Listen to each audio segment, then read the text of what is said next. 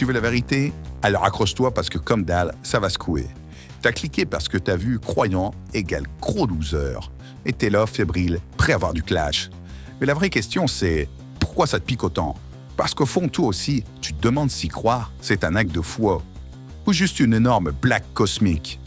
Alors spoiler alerte, c'est pas la foi qui te fait toi un loser. C'est ton incapacité à te lever et à affronter la vie comme un vrai, comme un boss.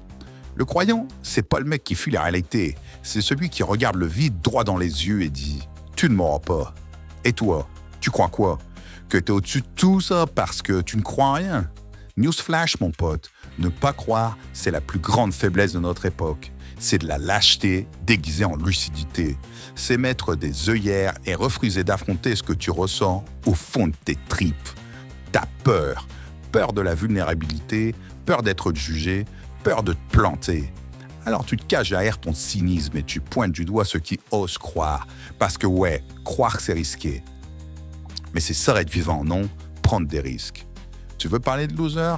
Ok, alors parlons des vrais. Ceux qui passent leur vie à attendre des preuves, des garanties, des certitudes. Les « ouais, je crois quand je vois ». Sérieux?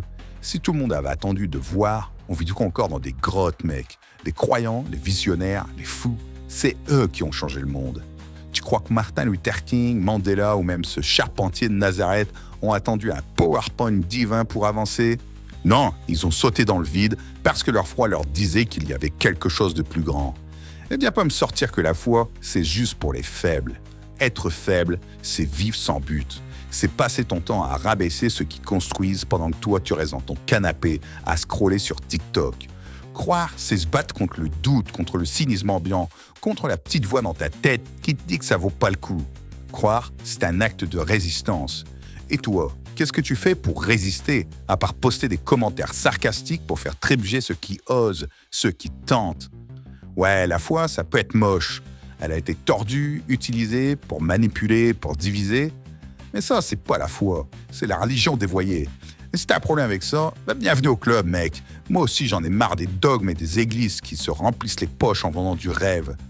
Mais la foi brute, celle qui te pousse à chercher des réponses, à trouver du sens, à relever la tête quand tout te dit de baisser les bras. Ça, mon pote, c'est ce qui te garde en vie. Tu veux un exemple? Regarde la société aujourd'hui. Tout le monde court après du vide. Plus de likes, plus de fric, plus de validation. Mais personne ne se demande pourquoi. On est des zombies connectés, morts à l'intérieur, mec. Et les croyants, les vrais, c'est eux qui osent poser cette question. Pourquoi? Alors ouais, ils sont pas parfaits, ouais, parfois ils se plantent, mais au moins ils vivent. Et toi, tu vis ou tu fais juste semblant? Alors voilà le défi. Arrête de fuir et tente le coup. Tout le monde cause à propos d'un bouquin comme la Bible sans jamais l'avoir ouvert. Essaye, en y cherchant du sens, et tu vas te prendre une mandale dans la tronche tellement monumentale que ça risque de te remettre tes idées dans ton cerveau bordélique en place d'un seul coup. Croire, c'est pas forcément en Dieu ou en un livre sacré si tu n'y arrives pas ou que ça te rend malade tellement t'es intoxiqué. Mais c'est au moins commencer à croire en quelque chose de plus grand que toi. Une idée, une cause, un idéal. C'est oser dire « je parie tout sur ça », même si tu ne sais pas où ça va te mener. Et si tu ne crois à rien, ben commence par croire en toi, c'est le minimum. Parce que le vrai loser, c'est pas celui qui croit et se plante, c'est celui qui reste paralysé par la peur et ne fait rien. Maintenant, c'est ton moment. Dis-moi en quoi tu crois.